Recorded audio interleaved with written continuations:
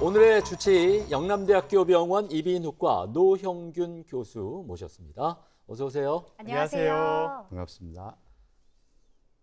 영남대학교 병원 이비인후과 노형균입니다. 네, 반갑습니다. 교수님 어떻습니까? 돌발이란 이름을 들어보니까 갑작스럽게 이렇게 찾아오는 질환이 아닐까 싶은데 돌발성 난청, 이게 정확히 어떤 질환을 말하나요? 돌발성 난청은 갑자기 한쪽 귀의 청력이 떨어지는 병입니다. 주로 한쪽 귀에 옵니다. 네. 제가 전공의 시절 뵀던 환자분이 기억이 납니다. 언제 발생했냐고 여쭸더니 몇 시 몇 분까지 정확하게 기억을 하시는 거예요. 그래요? 예. 전화 통화를 하고 계셨는데 예. 갑자기 전화 소리가 뚝 끊겨서 전화가 끊어진 줄 알았는데 네. 이걸 반대쪽 귀로 들어보니 네. 목소리가 들리더라는 겁니다. 아하. 아침에 자고 일어났더니 안 들린다고 주로 한쪽 귀가 그런 분이 많습니다. 또 이명이나 어지럼증이 나타나는 경우도 있습니다. 제일 중요한 건 돌발성 난청이 이비인후과 응급질환이라는 겁니다. 우리가 보통 응급이라 하면 빨리 수술해야 되는 병으로 떠올리지만은 이 돌발성 난청은 수술이 필요한 응급질환은 아닙니다. 네. 하지만 치료 시기를 놓치면 청력 회복에 큰 영향을 줄 수 있어서 한쪽 귀가 잘 안 들린다, 먹먹하다 싶으면 그날 바로 이비인후과를 가셔서 청력 검사를 받으셔야 됩니다. 네. 우리가 흔히 이제 나이가 들게 되면은 청력이 조금씩 떨어지는 것은 당연한 일인데 이 갑작스럽게 찾아오는 돌발성 난청 같은 경우는 문제가 다르다고 볼 수가 있겠습니다. 최근 들어서 이 돌발성 난청이 증가 추세라는 얘기를 듣고 있는데 어느 정도나 되나요? 네. 진료실에서도 느끼기로 많이 늘었다는 걸 체감하고요. 객관적으로 우리 건강보험심사평가원 진료 통계를 보면 네. 네. 돌발성 난청으로 진료받은 환자 수가 2018년 약 8만 4천 명에서 네. 2020년 10만 3천 명으로 늘어서 이 기간 약 23% 증가한 것으로 나타났습니다. 네. 더 주목할 점은 누가 걸리는가가 바뀌고 있다는 사실입니다. 네. 네. 과거에는 50대, 60대 중장년층에 많이 발생하는 질환으로 알려져 있었는데 지금은 전 연령층으로 확산되고 있습니다. 20대 환자가 이 기간 40% 이상 급증했습니다. 네. 고혈압, 당뇨, 고지혈증, 대사증후군이 주요 위험 요인으로 지목되며 코로나19 감염 시에 위험성이 증가한다는 보고도 있습니다. 만성 스트레스와 수면 부족, 과로 같은 생활 습관도 영향이 있을 것으로 보고 있습니다. 네.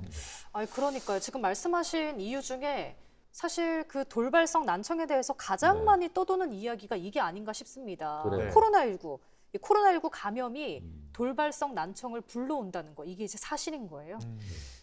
코로나19 감염이 돌발성 난청의 원인이라고 밝혀진 건 아닙니다. 네. 다만 연관성이 있을 수 있다는 연구가 있습니다. 오. 2024년 국제의학학술지에 발표된 한국의 대규모 연구에서는 코로나19에 감염된 사람은 그렇지 않은 사람보다 돌발성 난청 발생 위험이 약 3.5배 높은 것으로 나타났습니다. 높은데요. 특히 당뇨나 고지혈증이 있는 분들은 위험이 더 높았습니다. 네. 정확한 기준은 아직 연구 중이지만 코로나19 바이러스가 달팽이관의 미세혈관에 염증을 일으키거나 자가 면역 반응으로 청각세포에 손상을 줄 수 있다고 보고 있습니다. 네. 그렇다고 코로나19 감염자의 다수가 돌발성 난청에 걸린다는 뜻은 아닙니다. 위험이 통계적으로 증가한다는 겁니다. 네. 실제 발생 위험 자체는 낮은 편이지만 코로나19 감염 후에 갑자기 한쪽 귀가 안 들리는 증상이 생기면 미루지 마시고 즉시 이비인후과를 찾으셔야 됩니다. 그렇군요. 사실 제가 최근에 꽃가루 때문에 알레르기 때문에 고생을 많이 하고 있는데 네. 코가 막혀서 그런지 귀가 갑자기 좀 안 들리더라고요. 어이구. 그래서 이비인후과를 얼른 찾아갔던 경험이 있는데 네. 뭐 제가 돌발성 난청인지는 알 수 없겠지만 그래요. 특별한 전조 증상 없이 갑자기 어. 한쪽 귀가 안 들리면 너무 당황스럽고 무서울 것 같거든요. 그러니까요. 네. 앞서 전조 증상이 없다고 말씀은 하셨지만 혹시 의심할 수 있는 신호가 있지는 않을까요? 대부분은 갑자기 이 한쪽 귀가 잘 안 들린다고 오십니다. 네. 네. 그런데 그 전에 귀가 먹먹하다, 귀가 꽉 찬 느낌이다, 네.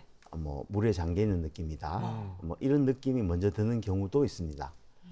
약 90%의 환자분들이 다양한 정도의 이명을 느끼시는데 어. 일부는 돌발성 난청이 생기기 전에 있었다고 하십니다. 음. 일부 환자분은 청력이 떨어지기 직전에 귀 안에서 툭 하는 소리를 들었다고 하시기도 합니다. 네. 만약에 이런 소리 직후에 갑자기 청력이 떨어졌다면 네. 즉시 이비인후과를 찾으시는 게 좋겠습니다. 네. 일단 이름 그대로 돌발적으로 발생하는 응급질환이기 때문에 그 원인을 찾는 것도 쉽지는 않아 보이는데 그래도 치료를 위해서 교수님 정확한 원인을 찾는 게 가장 중요하겠죠. 예, 그 모든 질병은 원인을 찾는 게 가장 좋은데요. 네. 안타깝게도 이 질환에서는 전체 환자의 90% 정도는 네. 네. 원인을 찾을 수 없는 경우라고 보시면 되겠습니다. 어머나. 그런데 우리가 가장 많이 얘기되는 원인이 몇 가지가 있습니다. 네. 첫째는 바이러스 감염설입니다. 음. 돌발성 난청 전이나 음. 진단 시에 감기를 앓는 경우가 많아서 바이러스 감염의 가능성이 있다고 봅니다. 또 하나는 혈액순환의 문제 가능성입니다. 달팽이관은 아주 가느다란 혈관으로 혈액을 공급받는데 이 혈관에 문제가 생기면 청각세포가 손상된다는 가설입니다. 음. 그 외에도 자가 면역 반응이나 내이막의 파열, 그리고 드물지만 청신경 종양 같은 종양도 원인이 될 수 있습니다. 그렇군요. 그렇다면은 여러 가지 원인 가운데서 나이가 들어서 귀의 기능이 떨어지는 퇴행적 요소에 의한 그런 원인 이런 건 있을 수가 없을까요? 어떻습니까? 예, 그게 우리가 말하는 노화성 난청이죠. 네. 노화성 난청도 그 듣는 신경이 손상됐다고 보지만 이거는 서서히 오랜 기간에 걸쳐서 진행하는 것이고 네. 또 이것은 돌아오기가 힘듭니다. 예. 그런데 돌발성 난청 같은 경우도 어떤 듣는 신경이 손상이 됐다고 볼 수 있지만 이런 경우는 빨리 치료를 하면 돌아올 확률이 있습니다.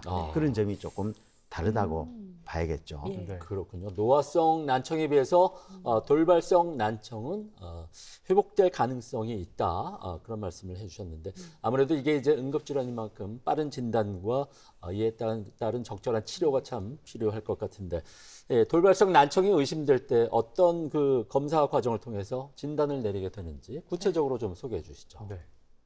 돌발성 난청이 의심되면 빠르고 정확한 진단을 받는 것이 중요합니다. 언제부터 안 들렸는지, 갑자기인지 서서인지, 한쪽만인지 양쪽인지 네. 자세히 확인합니다. 귀 안을 직접 봐서 귀지가 막혀 있지는 않은지, 고막 상태는 어떤지 확인합니다. 실제로 귀지가 꽉 차서 갑자기 안 들린다고 느끼는 경우도 있는데 이런 경우는 막혀 있던 귀지를 빼주면 네. 즉시 잘 들린다고 하시기도 합니다. 이건 그나마 다행이네요. 네. 살짝 좀 어이없는 경우네요. 귀를 잘 파야겠어요. 그러니까요. 그 다음에는 청력 검사를 합니다. 네. 예. 방음된 공간에서 삐 소리가 들리면 버튼을 누르는 검사인데 오. 이걸 순음 청력 검사라고 합니다. 네. 네. 3일 이내에 3개의 연속된 주파수에서 30데시벨 이상의 감각신경성 난청이 발생한 경우를 돌발성 난청으로 정의합니다. 네. 만약에 전음성 난청으로 나올 경우 돌발성 난청의 가능성은 없게 됩니다. 또 말소리를 이해하는 능력을 보는 청력 검사도 합니다. 소리를 듣는 것에 비해 말소리 이해 능력이 많이 떨어질 때는 청신경 종양 같은 원인을 의심할 수 있습니다. 네. 그럴 때는 MRI를 찍어서 확인을 하게 됩니다. 네. 지금 교수님의 말씀을 정리를 해보면 네. 3일 이내에 연속된 3개 이상의 주파수에서 30데시벨 이상의 감각신경성 난청이 네. 발생한 경우를 돌발성 난청이다라고 한다 이렇게 야. 얘기를 해주셨는데요. 네. 여기서 궁금합니다. 감각신경성 난청이요? 이게 무슨 말이죠? 예, 조금 어려운 용어일 수 있는데요. 네. 제가 이제 모형을 보고 설명을 드리겠습니다. 엄청 네. 큰 귀 모형을 가지고 네. 오셨어요. 제가 외래에서 예. 실제 환자분들한테 설명하던 모형을 갖고 오. 왔습니다. 네네. 예. 난청이라는 것은 말 그대로 청력이 떨어진다는 얘기인데 네. 네. 크게 나누면 전음성 난청과 음. 감각신경성 난청으로 나뉘게 됩니다. 네. 네. 전음성이라는 것은 이 소리가 들어오는 길에 문제가 있을 때 아까 오. 말했던 귀지가 막혀도 네. 전달이 잘 안 되겠죠. 네. 예. 그리고 고막에 구멍이 있다든지 또는 중이염이 있어서 이 고막 안쪽에 물이 차 있다. 그러면 당연히 소리 전달이 잘 안 되겠죠. 네. 이런 것들이 이제 전음성 난청이 되겠고, 그 다음에 감각신경성 난청이라는 것은 소리는 잘 전달이 됐는데 네. 네. 여기서 받아들이는 데 문제가 있거나 아니면 이게 신경에 문제가 있어서 네. 난청이 있는 경우를 감각신경성 난청이라고 얘기를 합니다. 네. 그래서 아까 말씀드렸던 노화성 난청도 감각신경성 난청이고 돌발성 난청도 감각신경성 난청입니다. 때로는 이 전음성 난청과 감각신경성 난청이 혼합된 혼합성 난청도 있을 수 있습니다. 네. 아, 그렇군요. 오랜만에 제가 대학을 졸업한 지 오래됐는데 네. 이 교양 수업 듣는 것 같이 설명을 네. 너무 잘해 주셔가지고 쏙쏙 네, 들어오는데요? 쏙쏙 들어와서 집중해서 잘 봤습니다. 이게 또 우리가 질환 얘기할 때 네. 가장 중요한 게 또 골든 타임이라는 얘기 많이 하잖아요. 맞아요. 그래서 궁금합니다. 이 돌발성 난청의 골든 타임은 어떻게 될까요? 정해진 골든타임이 있다고 보기는 어렵습니다. 네. 다만 치료의 핵심은 치료를 얼마나 빨리 시작하느냐입니다. 주된 치료는 스테로이드입니다. 이 치료가 가장 효과가 좋은 시기는 증상이 생기고 1 내지 2주 이내입니다. 미국의 가이드라인에서도 2주 이내에 치료를 시작할 것을 권고하고 있습니다. 특히 처음 1주 안에 치료를 시작하면 회복 가능성이 크다는 보고도 있습니다. 네. 돌발성 난청. 아까 네. 전조 증상도 잘 없다 네. 하셨고 네. 골든 타임도 정확하지 않다라고 하시니까 네. 진짜 어려운 질환이라는 생각이 듭니다. 그렇습니다. 그러다 보니까 치료도 쉽지 않을 것 같은데요.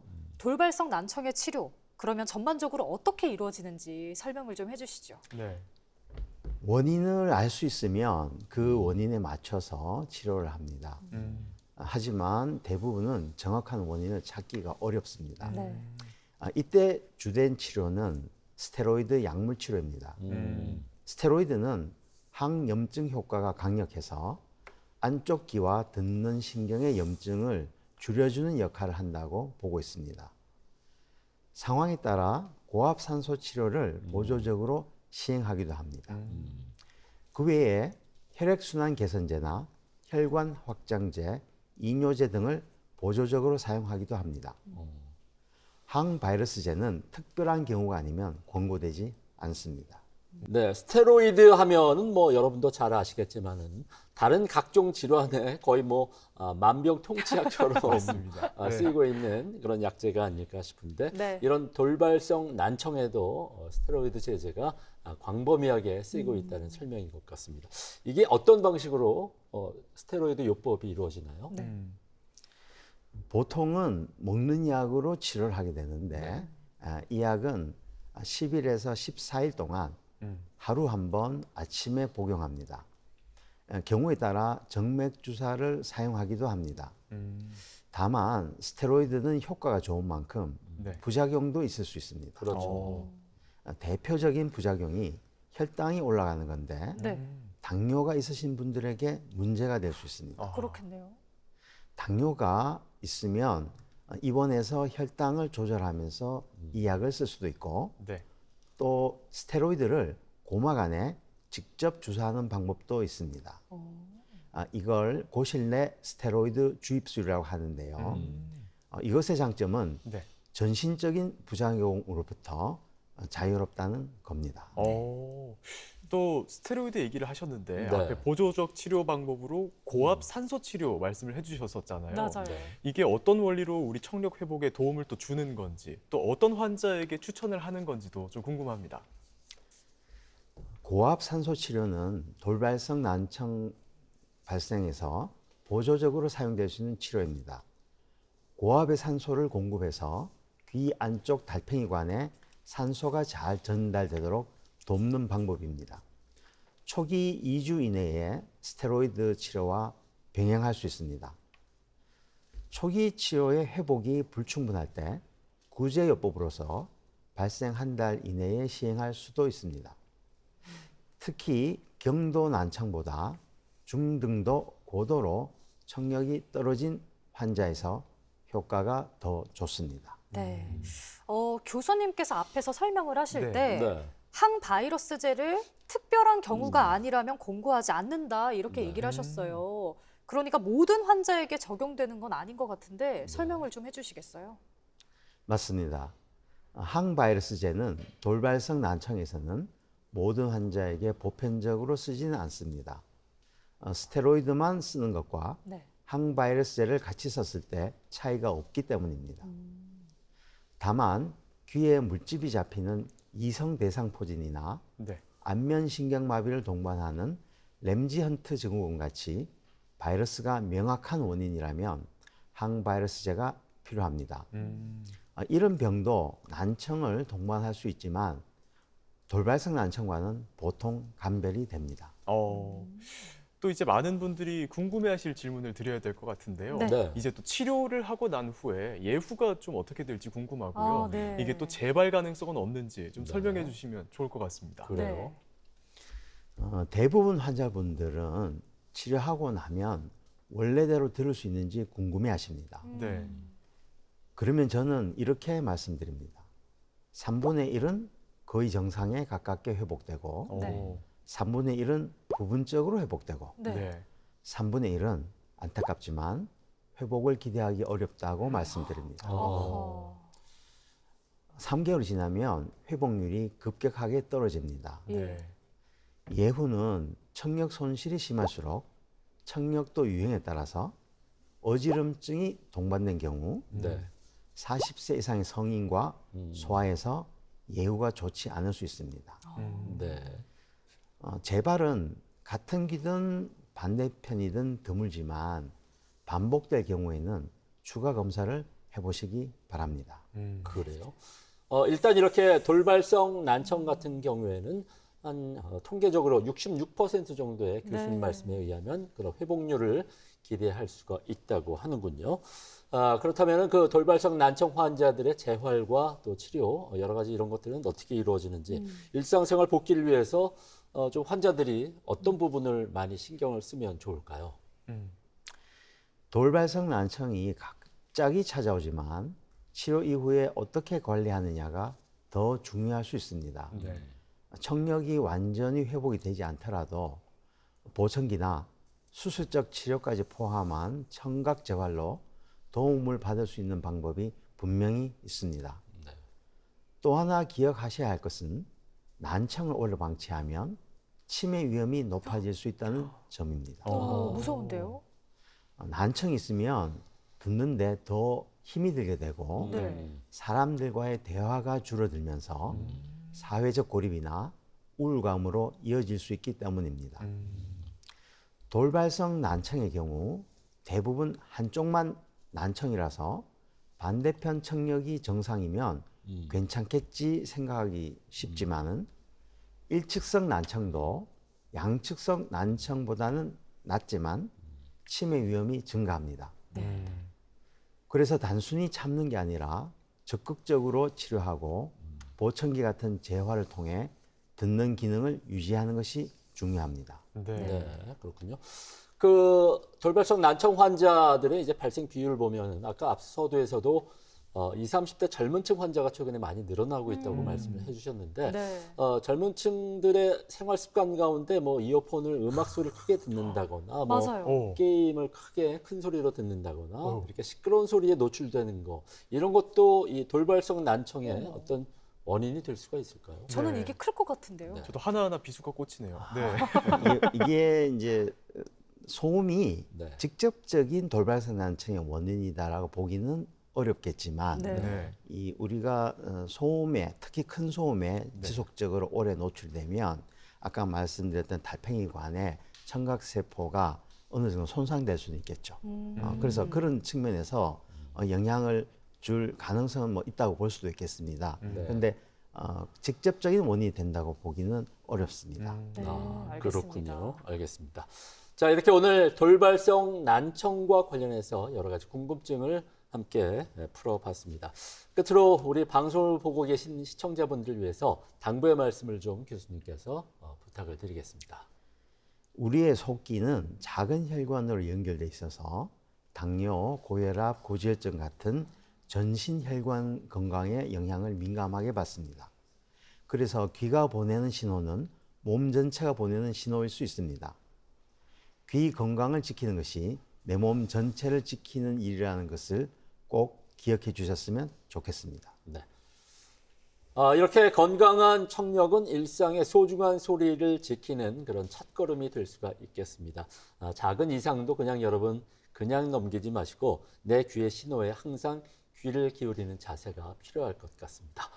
지금까지 영남대학교 병원 이비인후과 노형균 교수님 좋은 말씀 감사드립니다. 고맙습니다. 고맙습니다. 그리고 두 분도 수고 많았습니다. 고맙습니다. 건강하세요. 네, 고맙습니다. 네. TBC 클리닉 건강 365 저희는 다음 주 같은 시간 여러분 찾아뵙겠습니다. 여러분 고맙습니다.